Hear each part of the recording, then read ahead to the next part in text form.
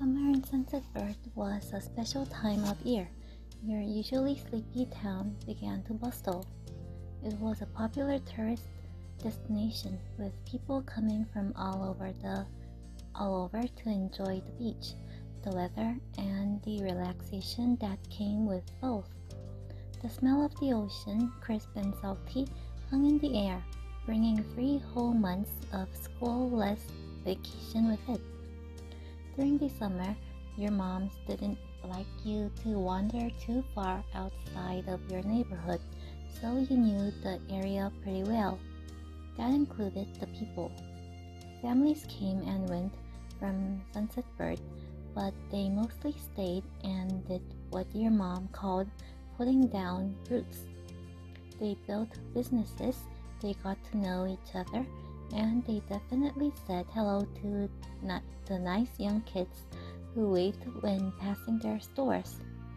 Going for a walk around town mostly meant that the familiar, friendly residents waved or asked how your family was, or most often just said hello.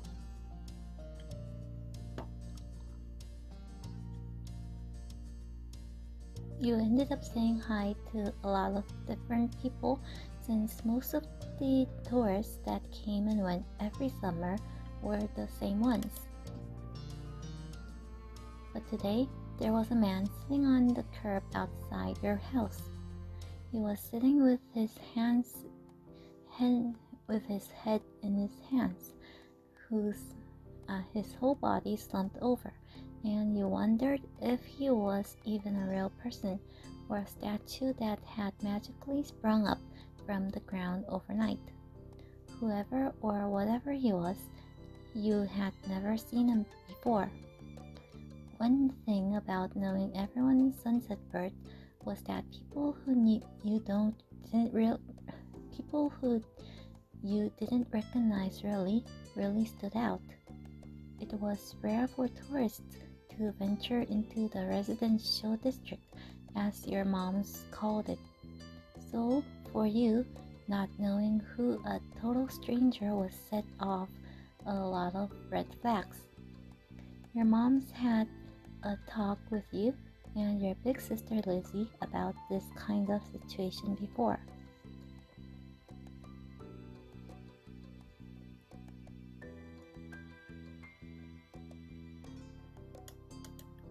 You weren't sure about this man yet.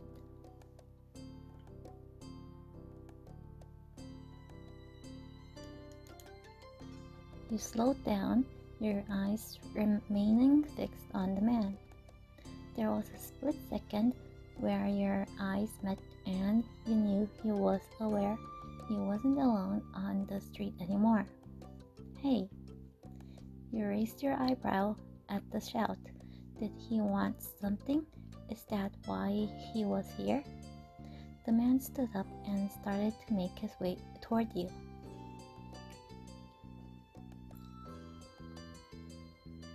Still unsure about him, but willing to be friendly, you offered the stranger a smile. The man gives a grin of his own back. Do you live around here? What's your name? You looked the man up and down, taking in his tanned skin and relaxed appearance. At least his clothes were relaxed. The way he was acting wasn't. He had sharks on his shirts and a stingray tattoo, and you wondered if he was obsessed with the ocean or something. While you made your assessment, he looked at you expectantly, waiting for an answer to his question. Yeah, I live here. That's great. He looked happy to hear it, giving you a broad smile. He reached into his pocket and pulled out a clean $20 bill. It crinkled in his hand as he held it up to you. Even more confused than before, you looked back at him. Well, could you Well, do me a favor? Nothing bad, sorry. I shouldn't have. Let me start over. He cleared his throat and stood up straighter. From where you were standing, it just made him look creepier. I have a son. His name is Cove, who's about your age.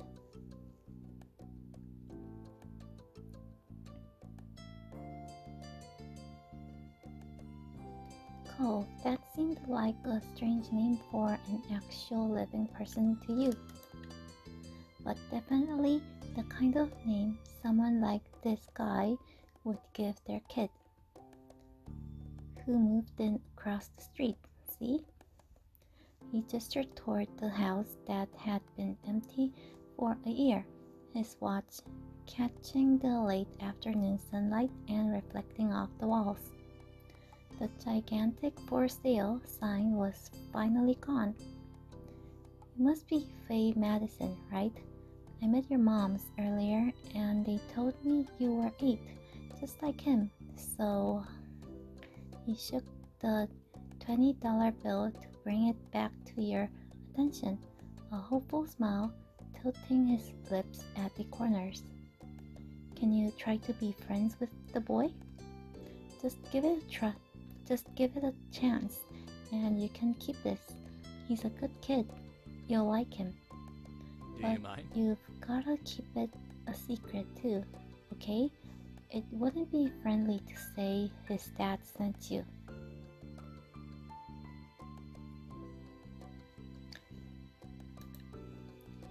What could be so bad about this Cove kid that his dad would need to bribe strangers to be friends with him? What'd you say? Want to make a deal?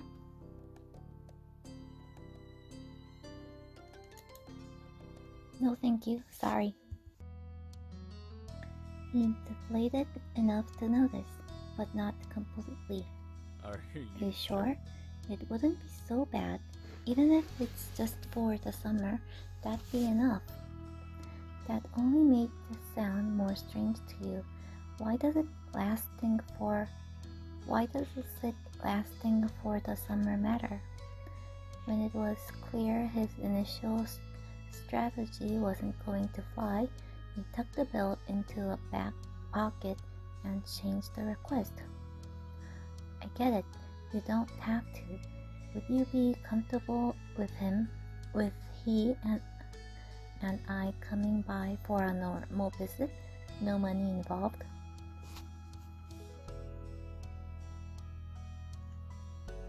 I guess.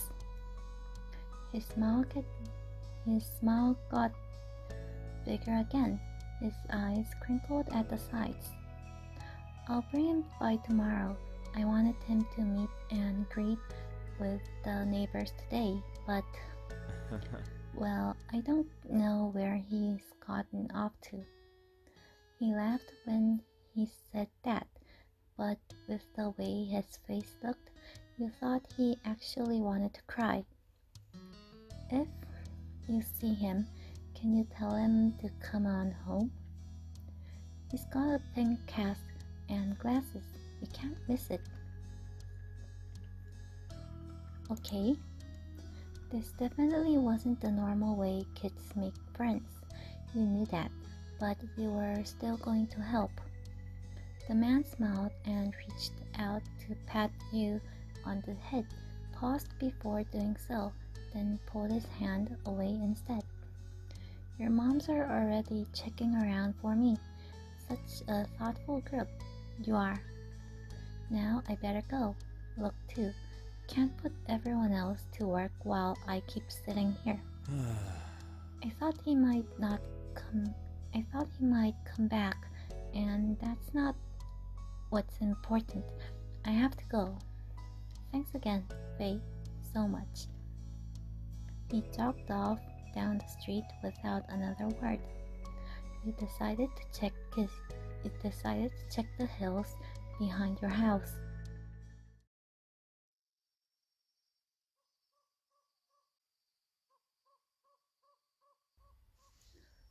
The chirping of crickets in the tall grass greeted you, quiet and familiar.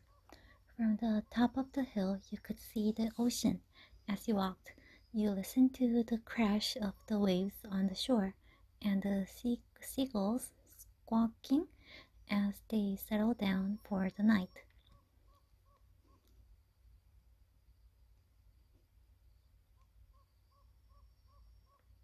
You loved to hear stories about the sea, about the merfolk, and the sea serpents you imagined living far beneath the waves.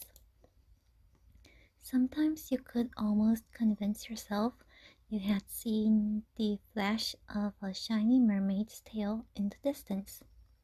You took in a deep breath. You wanted to try to relax and couldn't. You weren't sure what, but something told you that you weren't alone, so you glanced around. There was a boy sitting at the top of one hill, almost completely hidden within the long grass and white flowers surrounding him. His head was buried in his knees, staring ahead by himself.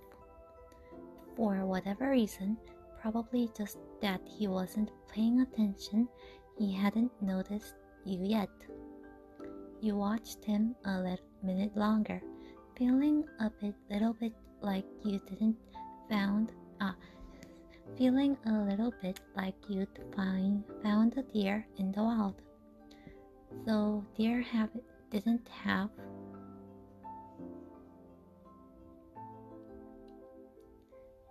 pink casts, but this new boy did. You wondered how he caught it. After a few more seconds, you took a step forward, then another, and then he glanced your way. His aquamarine eyes reflected the light of the moon. You stopped, raising a hand to acknowledge him and show you weren't scary. Hi. With a start, he jumped to his feet, his hands balling into fists at his sides. He didn't say anything, just stared at you in a strange way. He'd been crying. There were traces of tears on his cheeks and his knees, soaking the hem of his shorts, and his eyes were still shining with a few more. You'd obviously caught him off guard. His pink cast seemed to glow in the twilight, though when he caught you staring at it, he hid his arm behind his back. Something the man earlier had said stuck out to you. Cove? Ah. Eyes wide, he studied you. How'd you know that? I met your dad. Oh. So, is this your hill? He gestured with his uninjured arm to the patch of green grass surrounding you, his face falling at the prospect. I can leave if it is. You can't own a hill. Why not? How could you? You just do. I had a hill back home. Well, this still isn't mine. Oh. He sat back down with a thump, resting his chin on his knees again. Curious about the strange new boy with the odd dad, you sat on the patch of grass next to him. The pure white flowers that covered this hill rocked back and forth gently as the stars twinkled above. The way they dotted the sky made them seem like flowers too. The night wind was cool as it traveled over the ocean and up the hill, chasing away the heat from the afternoon sun. Why are you here? A quiet hiccup escaped Cove as soon as you asked the question, almost like they'd never stopped. His tears started up again with a vengeance. My parents. They don't want to live together with me anymore. The tears fell fast and heavy over his flushed cheeks, sticking in his dark lashes. My mom made my dad leave, and he took me with him, and now we have a house here, and I want to go home. The outburst took you off guard. By the time he was done wailing, Cove's chest was heaving with exhaustion. He sniffled and removed his glasses, wiping at his eyes with the back of his hand before he put them back on again. I hate this place. I want my real life back. I want my mom. I'm sorry. He slipped his hands underneath his glasses and pressed his fingers against his eyelids. Cove wound himself up again for another long crying fit. You felt bad for him, being forced to come here with no choice. You couldn't imagine what it would feel like to live with only one of your moms, but it must be pretty hard. But from way off in the distance, you heard your parents. Faye, Cove, kids, where did you go? Cove looked at you, tears still clinging to his cheeks. Don't tell them we're here. I don't want to go back to that house. I want to go home.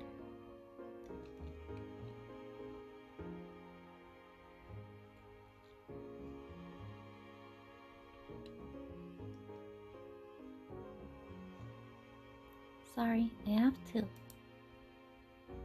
Stretching as you stood, you tilted your head back down to look at Cove. I can't lie to my moms about where you are, you know, and they're gonna tell him. Slowly, Cove stood up with you, still looking a little reluctant. His dad's voice rang out again. Cove, can you hear me? He looked toward the sound of his dad's voice, silent, then turned away while rubbing his not-bandaged arm. Sorry, I still don't want to go. You waited silently with him. Yeah, I get it. You do? Before you could answer, you heard Cove's dad, even closer than before. There you are, bud. The trio of parents appeared over the curve of the hill. Instantly, all their eyes landed on you and they rushed over. Both of your moms were at your side in a split second, faces filled with worry. Faye, you're here after all. We had been at the park to check for Cove and then heard what happened earlier when you met the new neighbor. I thought you might have gone off further away. No, we were just sitting in the grass. Thank God you're both fine. Were you two having fun out here? You looked over at Cove, who was wiggling again against his dad's tight hug and pushing at his arms. He shrugged. He's new here. It was okay. Finally letting go of his squirming, scowling son, Cove's dad turned to the three of you. Thanks very much for finding him. I really don't know this neighborhood. Good thing Faye knows this whole area so well. Absolutely. We should be getting home now. It's been a long day for us all. Say goodbye, Cove. Bye. The two of them walked off into the darkness, heading toward the neighborhood. You watched the Cove's bright pink cast until it disappeared. Tell you what, We'll have a proper play date tomorrow, okay? Your new friend's dad wanted to bring him by to see you and Lizzie. How does that sound?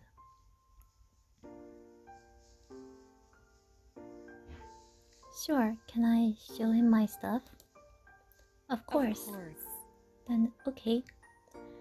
Both of your moms laughed, the sounds overlapping into a warm, familiar chorus. Mommy put her arm around your shoulder and led you toward the path. Satisfied and more than a little ready to go home and to go to bed before your long, exciting day, you followed them home.